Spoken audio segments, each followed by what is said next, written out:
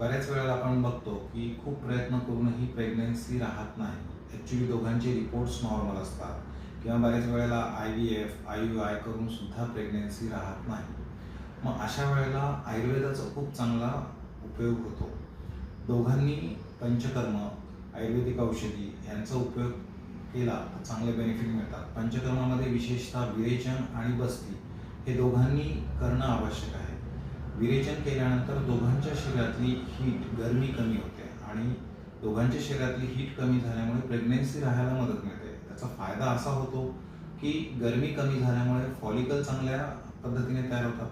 तसेच sperm count, sperm motility चांगल्या पद्धतीने वाढते आणि फर्टिलायझेशन होऊन प्रेग्नेन्सी राहायला मदत मिळते. तर ज्यांना प्रेग्नेन्सी राहत नाही अशा जोडप्यांनी, तसेच ज्यांनी प्रेग्नेन्सी प्लॅन केली आहे अशा जोडप्यांनी, म्हणजे प्रेग्नेन्सी राहण्याच्या अगोदर जर दोघांनीही पंचकर्म केलं, विशेषतः विरेचन आणि बस्ती, तर त्याचे खूप चांगले फायदे बघायला मिळतात. आमच्याकडे अशा पद्धतीच्या बऱ्याच पेशंटमध्ये खूप चांगले रिझल्ट मिळालेले आहेत. तेव्हा ह्या ट्रीटमेंटचा नक्की उपयोग घ्यावा. धन्यवाद.